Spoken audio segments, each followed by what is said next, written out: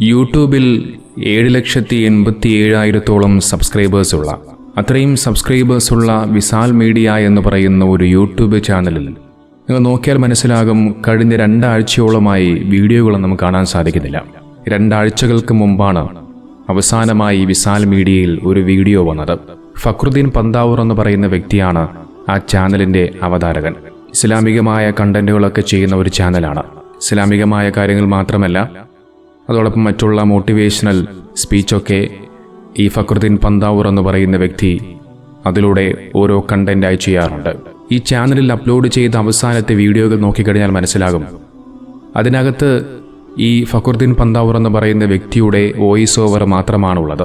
അതിനുശേഷം ഇങ്ങോട്ട് ആ ചാനലിൽ ഒരു വീഡിയോ കണ്ടന്റും കാണാൻ സാധിക്കുന്നില്ല.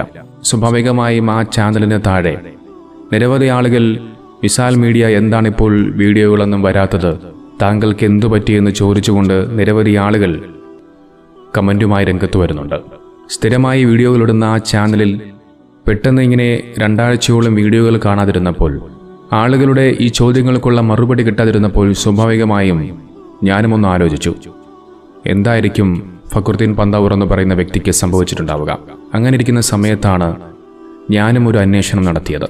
എന്നാൽ ഇദ്ദേഹം എവിടെയാണ് എന്നുള്ളതിനെക്കുറിച്ചും അദ്ദേഹത്തിന് എന്താണ് സംഭവിച്ചത് എന്നുള്ളതിനെക്കുറിച്ചും വ്യക്തമായ ഒരു കാര്യം എനിക്ക് മനസ്സിലാക്കാൻ സാധിച്ചില്ല. ആ സമയത്താണ് ഞാൻ ഈ ഫക്രുദ്ദീൻ പന്താവൂർ എന്ന് പറയുന്ന വ്യക്തിയുടെ ഫേസ്ബുക്ക് പ്രൊഫൈലിലേക്ക് ചെന്നത്. അവിടെയാണ് ഞാൻ ആ ഒരു ഞെട്ടിപ്പിക്കുന്ന കാര്യം കണ്ടത്. അദ്ദേഹം ഫേസ്ബുക്കിൽ കുറിച്ച അദ്ദേഹത്തിൻ്റെ അവസാനത്തെ വീഡിയോയ്ക്ക് താഴെ TV21 എന്ന് പറയുന്ന ഒരു ഫേസ്ബുക്ക് പ്രൊഫൈലിൽ നിന്നും ചില കുറിപ്പുകൾ കാണാൻ സാധിച്ചു. ആ കുറിപ്പിങ്ങനെയാണ്: ഫക്രുദ്ദീൻ പന്താവൂർ അറസ്റ്റിൽ, 14 ദിവസത്തേക്ക് റിമാൻഡ് ചെയ്ത് സ്പെഷ്യൽ കോടതി. മലപ്പുറം, യുവതിയെ സമൂഹമാധ്യമങ്ങളിലൂടെ അപമാനിച്ച ഫക്രുദ്ദീൻ പന്താവൂർ അറസ്റ്റിൽ. ഹൈക്കോടതി ജാമ്യം നിഷേധിച്ച പ്രതി ഒളിവിൽ കഴിയവെയാണ് തൃക്കാക്കര ACPയുടെ നേതൃത്വത്തിൽ പ്രതിയെ കസ്റ്റഡിയിലെടുത്ത് അറസ്റ്റ് രേഖപ്പെടുത്തിയത്. ജാമ്യമില്ലാ വകുപ്പുകൾ പ്രകാരമാണ് പോലീസ് കേസെടുത്തിട്ടുള്ളത്. കുറ്റകൃത്യത്തിന് ഉപയോഗിച്ച മൊബൈൽ ഫോൺ പോലീസ് പിടിച്ചെടുത്തിട്ടുണ്ട്. പ്രതി പല ഗ്രൂപ്പുകളിലേക്കും ഈ വീഡിയോ അയച്ചു നൽകിയിട്ടുണ്ട് എന്നും അതിൽ അന്വേഷണം നടക്കുകയാണ് എന്നും പോലീസ് അറിയിച്ചു. പ്രതിയെ കോടതിയിൽ ഹാജരാക്കി 14 ദിവസത്തേക്ക് റിമാൻഡ് ചെയ്തു. എറണാകുളം ജില്ലാ ജയിലിലാണ് പ്രതി. ഇതാണ് ഇതുമായി ബന്ധപ്പെട്ടുകൊണ്ടുള്ള വാർത്ത. സത്യം പറഞ്ഞു കഴിഞ്ഞാൽ ഈ ഒരു വാർത്ത ഞാനധികം വിശ്വസിച്ചില്ല. സ്വാഭാവികമായിട്ടും ഇത്തരം ആളുകൾക്കെതിരെ, പ്രത്യേകിച്ച് ഒരു ഇൻഫ്ലുവൻസർ ആകട്ടെ അല്ലെങ്കിൽ അറിയപ്പെടുന്ന ഒരു വ്യക്തികളാകട്ടെ, അദ്ദേഹത്തിനെതിരെയൊക്കെ ഇത്തരത്തിലുള്ള ഫേക്ക് ന്യൂസുകൾ പലപ്പോഴായി പ്രചരിക്കാറുണ്ട്. പക്ഷേ ഇതുമായി ബന്ധപ്പെട്ടുകൊണ്ട് ഒരു വീഡിയോ കൂടി കണ്ടപ്പോഴാണ് ഏകദേശം ഇത് സത്യമാണ് എന്നുള്ള കാര്യം മനസ്സിലായത്. ഈ ഫേസ്ബുക്ക് പ്രൊഫൈലിൽ തന്നെയാണ് ആ ഒരു വീഡിയോയും പോസ്റ്റ് ചെയ്തത്. ആ വീഡിയോ കൂടി നമുക്കൊന്ന് കാണാം.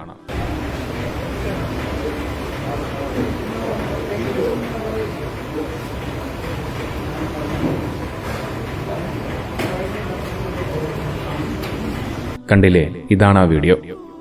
ഈ വീഡിയോ നിങ്ങൾ ശ്രദ്ധിച്ചു മനസ്സിലാക്കിയാൽ നിങ്ങൾക്ക് അതിൽ നടന്നു പോകുന്നത്, അവിടെ ഒരു പോലീസുകാരനോടൊപ്പം മുഖത്ത് മാസ്ക് ധരിച്ച് നടന്നു പോകുന്നത് അത് ഫക്രുദ്ദീൻ പന്താവൂർ ആണെന്നുള്ളത് വ്യക്തമായി മനസ്സിലാക്കാൻ സാധിക്കും. മറ്റുള്ള ആളുകൾ തിരിച്ചറിയാതിരിക്കാൻ വേണ്ടിയായിരിക്കാം ഒരുപക്ഷെ മുഖത്ത് മാസ്ക് ഒക്കെ ധരിച്ചിട്ടുണ്ടാവുക. ഈ വീഡിയോ അവിടെ ഉണ്ടായിരുന്ന ഒരു വ്യക്തി മൊബൈലിൽ ഷൂട്ട് ചെയ്തതാണെന്ന് മനസ്സിലാക്കാൻ സാധിക്കുന്നുണ്ട്. ഏതായാലും നിസ്സാരമായ ഒരു ആരോപണമല്ല, ഒരു ഗുരുതരമായ ഒരു ആരോപണം തന്നെയാണ്. ഒരു യുവതിയാണെന്ന് പറഞ്ഞു വെക്കുന്നുണ്ട് എങ്കിൽ പോലും ഏത് യുവതിയാണ്, എന്ത് സംഭവമാണ്, എന്ത് കേസാണ് എന്നുള്ളതിനെക്കുറിച്ചൊന്നും വ്യക്തമായി ഇതുവരെയും ഒന്നും പുറത്തു വന്നിട്ടില്ല. നമുക്കറിയാം, ഇദ്ദേഹം ആയിരക്കണക്കിന് വീഡിയോസുകൾ യൂട്യൂബിൽ അപ്ലോഡ് ചെയ്തിട്ടുണ്ട്. അതിൽ പലപ്പോഴായി നിരവധി സ്ത്രീകളെക്കുറിച്ചും അദ്ദേഹം പല കണ്ടന്റുകളായി വീഡിയോ ചെയ്തിട്ടുണ്ട്.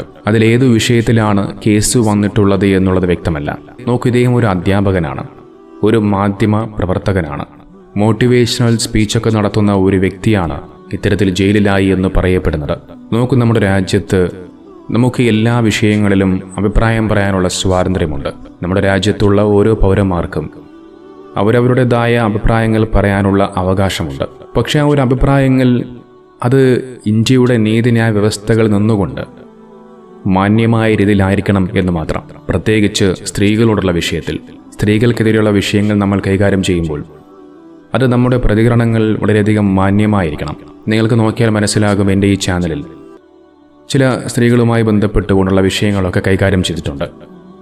അത് അവരെക്കുറിച്ച് വ്യക്തിപരമായി പറയുന്ന കാര്യങ്ങളല്ല, നേരെ മറിച്ച് ദീനുമായി ബന്ധപ്പെട്ടുകൊണ്ട് ചില ആളുകളെ തെറ്റിദ്ധരിപ്പിക്കുന്ന വിഷയങ്ങൾ പറയുമ്പോൾ ആ വിഷയങ്ങളുടെ കാര്യഗൗരവം മനസ്സിലാക്കി അതിലെ തെറ്റും ശരിയും എന്താണെന്ന് മറ്റുള്ള ആളുകൾക്ക് പറഞ്ഞു മനസ്സിലാക്കി കൊടുക്കുക എന്നുള്ള ഉദ്ദേശത്തോടു കൂടിയാണ് അത്തരത്തിൽ ചില സ്ത്രീകളുടെ പരാമർശങ്ങൾക്ക് ഞാൻ മറുപടി പറഞ്ഞിട്ടുള്ളത്.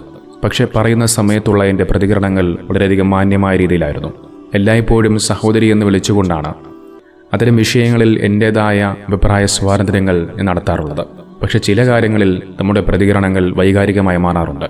പ്രത്യേകിച്ച് ഇസ്ലാമിനെക്കുറിച്ച് പച്ചനുണകൾ പ്രചരിപ്പിക്കുന്നവർ, മതത്തിൻ്റെ പേര് പറഞ്ഞുകൊണ്ട് മനുഷ്യരെ തമ്മിലടിപ്പിക്കാൻ ശ്രമിക്കുന്ന ചില വർഗീയവാദികളായ സ്ത്രീകൾക്കെതിരെ ഞാൻ വളരെയധികം രൂക്ഷമായ ഭാഷയിൽ വളരെയധികം വൈകാരികമായി കൊണ്ട് സംസാരിച്ചിട്ടുണ്ട്. കാരണം നമ്മൾ അങ്ങനെ പ്രതികരിച്ച് പോവുകയാണ്. അത് സ്വാഭാവികമായ പ്രതികരണമാണ്. നിങ്ങൾക്ക് നോക്കിയാൽ അറിയാം, കഴിഞ്ഞ ദിവസം മലപ്പുറത്ത് മരണപ്പെട്ട മെഹ്റുബ എന്ന് പറയുന്നൊരു പെൺകുട്ടിയെക്കുറിച്ച് ഞാനൊരു വീഡിയോ ചെയ്തിരുന്നു. ആ വീഡിയോയിൽ ഒരു സദാശിവൻ നായർ എന്ന് പറയുന്ന ആ ഒരു നരാധമനെ ഞാൻ അതിനിടയിൽ ചെറ്റ എന്ന് ഞാൻ വിളിച്ചിരുന്നു. കാരണം അങ്ങനെയുള്ളവന്മാരെ നമുക്കങ്ങനെ വിളിക്കാതിരിക്കാൻ കഴിയില്ല. അത് ഞാൻ വൈകാരികമായി കൊണ്ട് സംസാരിച്ചതാണ്. ബാപ്പയുടെയോ സഹോദരൻ്റെയോ ചോര വയറ്റിൽ വളരുന്നുണ്ടാവും. അതുകൊണ്ടാണ് ആ പെൺകുട്ടി മരണപ്പെടാൻ കാരണമെന്നാണ് ഈ സദാശിവൻ നായർ എന്ന് പറയുന്ന ഈ നരാധമൻ അങ്ങനൊരു കുറിപ്പ് എഴുതിയത്. നോക്കിയത് വായിക്കുമ്പോൾ ഏതു മനുഷ്യനാണ് വൈകാരികമായി പ്രതികരിക്കാത്തത്? നിങ്ങളുടെ ഏതെങ്കിലും മക്കളെക്കുറിച്ചാണ് ഇതുപോലെയുള്ള സംഖ്യകൾ, ഇതുപോലെയുള്ള മോശമായ പരാമർശങ്ങൾ നടത്തിയതെങ്കിൽ നിങ്ങൾക്ക് സഹിക്കാൻ കഴിയുമോ? ഒരിക്കലുമില്ല. അപ്പോൾ അത്തരം വിഷയങ്ങളിൽ നമ്മുടെ പ്രതികരണങ്ങൾ അത് പലപ്പോഴും നമ്മുടെ നിയന്ത്രണം വിട്ടു പോകാറുണ്ട്. അല്ലാത്ത വിഷയങ്ങളിൽ നമ്മുടെ പ്രതികരണങ്ങൾ അത് മാന്യമായ രീതിയിലായിരിക്കണം. ആ മോളുടെ മറ്റൊരു വീഡിയോയ്ക്ക് താഴെ മധു APKT എന്ന് പറയുന്ന മറ്റൊരു സംഖ്യയായ ഒരു നരാധമൻ്റെ ഒരു കമൻറ്റും ഉണ്ടായിരുന്നു. ഒരു ജിഹാദി പ്രോഡക്റ്റാണെന്നൊക്കെ പറഞ്ഞുകൊണ്ട് വളരെയധികം മോശമായ ഒരു പരാമർശമായിരുന്നു ആ സംഖ്യ വർഗീയവാദി നടത്തിയത്. ഇവനൊരു അധ്യാപകനാണെന്നാണ് എനിക്കറിയാൻ സാധിച്ചത്. സത്യം പറഞ്ഞു കഴിഞ്ഞാൽ ഇവനൊരു അധ്യാപകനാണെന്ന് അറിഞ്ഞപ്പോൾ ഞാൻ വല്ലാതെ ഞെട്ടിപ്പോയി. ഈ വർഗീയവാദി പഠിപ്പിച്ച വിദ്യാർത്ഥികൾ, ആ വിദ്യാർത്ഥികൾ എൻ്റെ വീഡിയോയ്ക്ക് താഴെ വന്ന് കമൻ്റ് ഇടുകയാണ്, ഇയാൾ എന്നെ പഠിപ്പിച്ച അധ്യാപകനാണ്, ഞങ്ങൾ ഒരിക്കലും വിചാരിച്ചിരുന്നില്ല ഇയാൾ ഇങ്ങനെയൊക്കെ പറയും, അല്ലെങ്കിൽ ഇദ്ദേഹത്തിൻ്റെ മനസ്സ് എത്രത്തോളം വർഗീയത നിറഞ്ഞതാണ് എന്നുള്ളത് ഞങ്ങൾക്കൊരിക്കൽ പോലും ചിന്തിക്കാൻ സാധിക്കുന്നില്ല എന്നാണ് ഈ വർഗീയവാദി പഠിപ്പിച്ചിറക്കിയ വിദ്യാർത്ഥികൾ പറയുന്നത്. നോക്കിതുപോലെയുള്ള വർഗീയവാദികളായ നരാധമന്മാർ എങ്ങനെയാണ് ഇത്രയും നാൾ വിദ്യാർത്ഥികളെ പഠിപ്പിച്ചത് എന്നാണ് എനിക്ക് മനസ്സിലാക്കാൻ സാധിക്കാത്തത്. അതുകൊണ്ട് തന്നെ ഇതുമായി ബന്ധപ്പെട്ട വിഷയങ്ങളിൽ നിങ്ങൾ വളരെയധികം കൃത്യമായ സൂക്ഷ്മത പാലിക്കേണ്ടതുണ്ട്. ഇനി ഫക്രുദ്ദീൻ പന്താവൂറിൻ്റെ വിഷയത്തിലേക്ക് വരാം.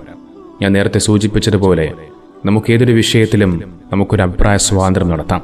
പക്ഷേ ആ ഒരു അഭിപ്രായങ്ങൾ വളരെയധികം മാന്യമായ രീതിയിലായിരിക്കണമെന്ന് മാത്രം. ഇയാൾ ഏകദേശം എനിക്ക് തോന്നുന്നു 1-2 മാസങ്ങൾക്ക് മുമ്പാണെന്ന് തോന്നുന്നു ഞാൻ ചെയ്ത ഒരു വീഡിയോയുടെ തംബ്നെയിൽ എടുത്തുകൊണ്ട് ഇദ്ദേഹം ഒരു കണ്ടന്റ് ഉണ്ടാക്കി. ഞാൻ ഏത് കണ്ടന്റാണ് എന്നുള്ളതൊന്നും ഞാനിപ്പോൾ വീണ്ടും എടുത്ത് ആ ഒരു വിഷയത്തെക്കുറിച്ച് വീണ്ടും എടുത്തിട്ട് പറയാൻ ഞാൻ ആഗ്രഹിക്കുന്നില്ല. ഒരു ഇൻഫ്ലുവൻസറാണ്. ആ ഇൻഫ്ലുവൻസറുമായി ബന്ധപ്പെട്ടുകൊണ്ടുള്ള ആ ഒരു കണ്ടന്റിൽ അതിൻ്റെ തംബ്നെയിൽ എടുത്തിട്ട് ഇദ്ദേഹം എനിക്കെതിരെ ഒരു വീഡിയോ ചെയ്തു. എൻ്റെ പേരോ എൻ്റെ ചാനലോ പറഞ്ഞിട്ടില്ല. പക്ഷേ ആ ഒരു തംബ്നെയിൽ കാണുന്നവർക്ക് മനസ്സിലാകും അത് ആരുടെ തംബ്നെയിലാണ് എന്നുള്ളത്. ഞാൻ മനസ്സാ വാച ഞാൻ ഒരിക്കൽ പോലും ഞാൻ ചിന്തിക്കാത്തൊരു വിഷയത്തെ ഇദ്ദേഹം എടുത്തിട്ടുകൊണ്ട് ഞാൻ എന്തോ ഈ പറയപ്പെടുന്ന ഇൻഫ്ലുവൻസറോട് അല്ലെങ്കിൽ ആ ഒരു വ്യക്തിയോട് എന്തോ ഞാൻ വലിയ തെറ്റ് ചെയ്തു അല്ലെങ്കിൽ കുറ്റം ചെയ്തു എന്നുള്ള രീതിയിൽ ആ ഒരു വിഷയത്തെ മറ്റൊരു തരത്തിലേക്ക് കൊണ്ടുപോയി വളരെയധികം മോശമായിട്ടായിരുന്നു പ്രതികരിച്ചത്. ഞാൻ അപ്പോൾ തന്നെ അദ്ദേഹത്തിനെതിരെ ശക്തമായി പ്രതികരിച്ചുകൊണ്ട് ഒരു വീഡിയോ ചെയ്യുകയും ചെയ്തു. അതുകൊണ്ട് തന്നെ ഇത്തരം വീഡിയോകളൊക്കെ ചെയ്യുമ്പോൾ എടുത്തു ചാടാതെ ആ വീഡിയോയിൽ എന്താണ് പറഞ്ഞിട്ടുള്ളത് എന്ന് മനസ്സിലാക്കി അതിൻ്റെ കാര്യഗൗരവം മനസ്സിലാക്കി ഇനിയെങ്കിലും പ്രതികരിക്കാൻ ശ്രമിക്കുക.